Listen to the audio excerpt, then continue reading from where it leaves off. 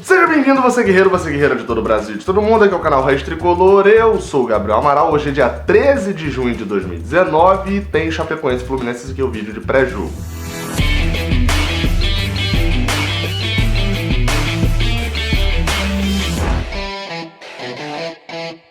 Não se esquece de no início deixar o seu like aqui embaixo, vai ajudar muito aí o canal. Se você quiser esperar, espera até o final do vídeo então pra ver se você vai gostar ou não, assiste até o final. E aí você deixa o seu like lá no final, beleza, respeita aí a sua opinião. Vamos falar de Chapecoense e Fluminense, como eu venho fazendo em todo jogo do Campeonato Brasileiro, né, pra você não ficar perdido aí nas transmissões, já que esse ano tá sendo bem diferente. Fluminense e Chapecoense, ou melhor, Chapecoense e Fluminense será transmitido pelo Sport TV, a não ser para Chapecó, é a única cidade que não passa, mas será transmitido pelo Sport TV e no Premiere também. Então, qualquer um dos dois, transmissãozinha solta ali, show de bola pra todo o Brasil. E você viu aí pelo título que eu falei, né? É hora de ganhar. Por que é hora de ganhar? É pra encerrar bem esse primeiro semestre aí. E, assim, perdendo ou ganhando, o primeiro semestre, o saldo do primeiro semestre pra mim é muito positivo. Porém, no sentimento ali do torcedor, na última imagem, etc. Tem gente que diz que a primeira imagem é que fica, a última pra mim fica muito mais do que a primeira, então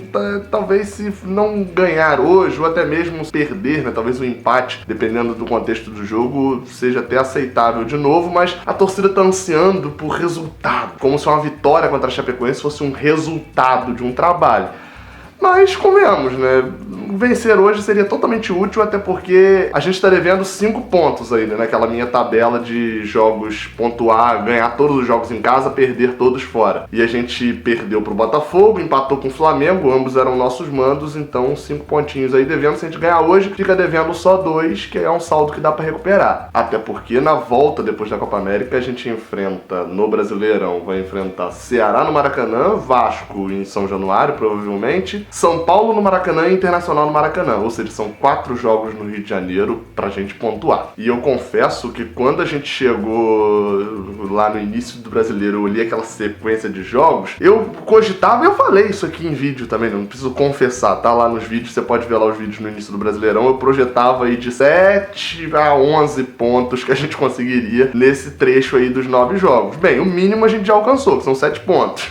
Eu não contava da gente vencer Grêmio e Cruzeiro, mas Goiás e Botafogo eram as minhas apostas. Porém, né, mais que tenha ido por linhas tortas, o caminho tá dentro do mínimo esperado por mim. E é engraçado ver a turma confiando numa vitória hoje contra a Chapecoense, porque não seria o dia normal pra gente confiar numa vitória, né? Até 2018 era uma freguesia, o Fluminense nunca tinha vencido a Chapecoense, só pra você ter ideia. E aí, enfim, em 2018 a gente ganhou aqui por 3-1, ganhou lá por 2-1, e aí facilitou tudo, enfim. Então o Fluminense, talvez a torcida tricolor esse ano possa acreditar melhor mesmo sobre uma vitória em cima do time de Chapecó. Acreditar numa vitória mesmo com uma imensidão de desfalques, né? Porque tem muito desfalque, eu vou falar já no Bola em Campo, mas a pergunta que eu deixo aqui é: o Fluminense, mesmo com essa imensidão de desfalques que vem tendo, continua ali mantendo o seu estilo, né? Continua mantendo o seu estilo, vem jogando bem, etc. Será que dessa vez vai continuar dessa forma mesmo contra a Chape lá em Chapecó?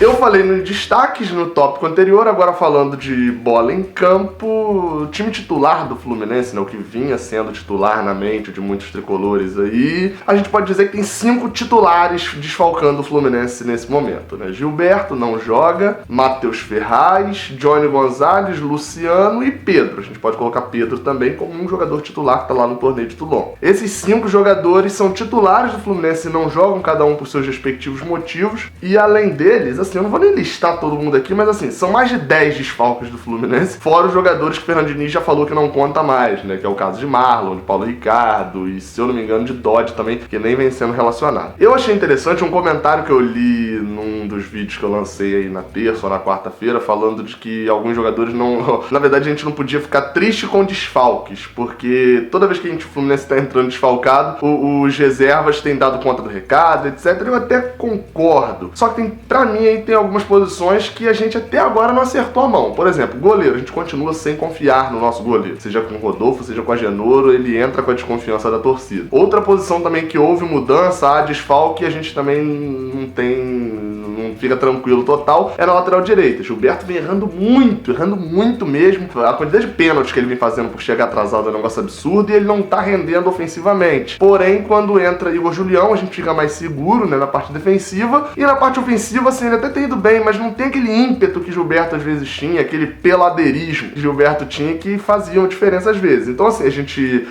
Talvez seja uma posição que a gente evoluiu nos últimos jogos com o Igor Julião, só que ainda falta ali o tchan pra ele fazer e a gente ficar totalmente tranquilo com a lateral direita. E por último, talvez você discorde, mas enfim, vai fazer o quê? Você tem um campo de comentários aqui pra discordar. Everaldo.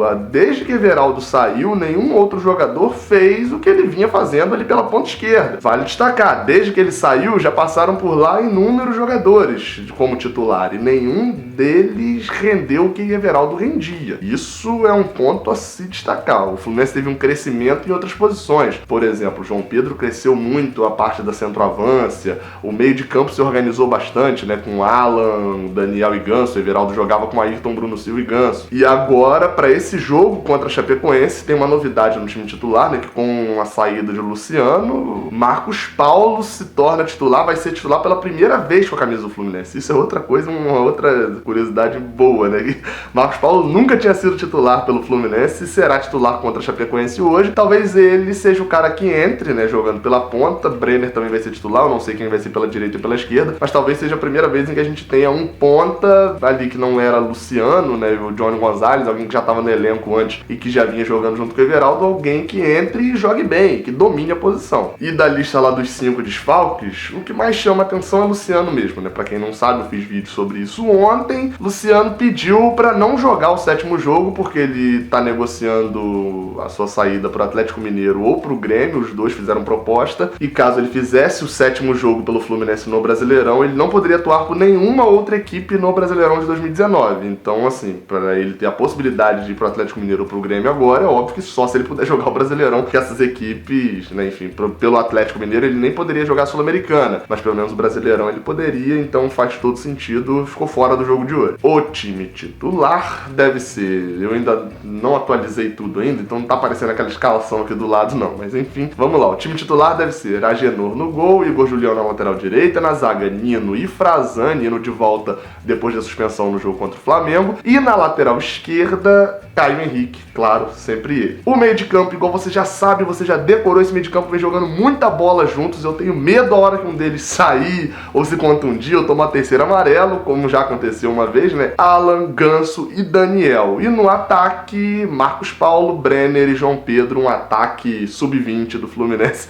Um destaque para esse time aí também é isso, né? Ganso e Agenor têm 29 anos. Abaixo deles, todo mundo tem menos de 24. Na verdade, Igor Julião tem 24 e todo mundo tem menos de 23. Ou seja, virou meio que um time olímpico, né? Todo mundo sub-23 e 3 acima da idade. A média de idade do time titular do Fluminense nessa partida é de 22 anos. É um negócio absurdo que o Fluminense tem feito com uma garotada muito boa de bola. Sobre a Chapecoense, eles não vêm bem, né? Entraram no Z4 nessa rodada com a vitória aí do Fortaleza, estão logo atrás da gente, né? A gente tá uma posição acima do Z4. E na coletiva de Ney Franco antes do jogo, né, nessa quarta-feira, ele ficou muito preocupado falando de Ganso, citou Ganso 2 ou 3 vezes na coletiva, ou seja, o que eu tô prevendo, uma marcação ali pesada em cima do camisa 10 e deixando Daniel e Caio Henrique livrinhos para poder servir Marcos Paulo e João Pedro para esses dois arregaçarem no jogo. Eu, pelo menos, estou prevendo isso. Apita a partida, o árbitro do jogo será Ricardo Marques Ribeiro. Esse árbitro, ele já apitou 28 jogos do Fluminense. Mas assim, eu não vou dar histórico dele aqui, vou falar de qual partida que ele apitou, porque assim, tem uma certeza que eu tenho, é de que ele vai olhar o VAR, porque é um árbitro que os mais velhos aí vão lembrar do Margarido, aquele árbitro, né, que era todo espalhafatoso e tal. O Ricardo Marques Ribeiro é quase isso. O problema dele é que ele quer chamar toda a atenção pra ele. Então pode ter certeza de que ele vai fazer uma marcação absurda, ele vai fazer um escafudel todo pra poder chamar atenção pra ele. Se ele não fizer isso, meus parabéns pra ele, porque tá aprendendo. Porque de resto, é uma certeza de que ele vai. Esse foi o mesmo árbitro que tava lá benzendo o VAR, tava fazendo um monte de história, enfim, ele quer aparecer. E se ele quer aparecer tanto, não vou ficar comentando dele aqui não.